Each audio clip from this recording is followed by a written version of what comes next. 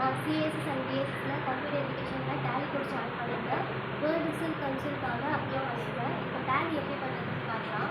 Already F1 கொடுத்தா company டேட்டாவும் கடைசி கொடுத்து கம்பெனி டேட் பண்ணிக்கலாம். கேட்வே ஆஃப் டேலியில் வந்துட்டு மாஸ்டர்ஸ் டிரான்சாக்ஷன்ஸ் இம்போர்ட் ரிப்போர்ட்ஸ் இருக்குது. மாஸ்டர்ஸில் வந்து அக்கௌண்டிங் இன்ஃபோ, அதில் வந்து ஹெட்ஜஸ், குரூப்ஸ், வவுச்சர் டைப்ஸ் போயிட்டு இருக்குது. இன்வென்ட்ரி இன்ஃபோவில் வந்துட்டு stock groups, stock items, unit of measures, voucher types போயிட்டு இருக்குது. ஸ்டாக் ஐட்டம்ஸில் வந்துட்டு 2 types of items, single and multiple, அதில் போய் கிரியேட் பண்ணிக்கலாம்.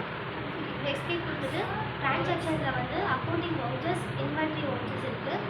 வவுச்சர்ஸில் வந்துட்டு F4 contract, F5 payment, F6 receipt, F7 Journal, F5 sales, F9 purchase இருக்குது. அதில் கொடுத்து கிரியேட் பண்ணிக்கலாம். எஸ்கேப் பண்ணிவிட்டு இன்வென்ட்ரி இன்ஃபோவில் வந்துட்டு இன்வென்ட்ரி வவுச்சர்ஸில் வந்துட்டு போனால் ஸ்டாக் ஜேர்னல்ஸ் இருக்கும், அதில் கொடுத்து நம்ம கிரியேட் பண்ணிக்கலாம். நெக்ஸ்ட் எஸ்கேப் பண்ணிவிட்டு இம்போர்ட் ஆஃப் டேட்டா, அதில் வந்துட்டு மாஸ்டர்ஸ் வவுச்சர்ஸ் போயிட்டு இருக்குது. ரிப்போர்ட்ஸில் வந்து balance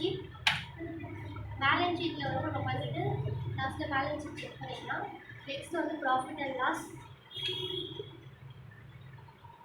stock summary, ratio analysis, display.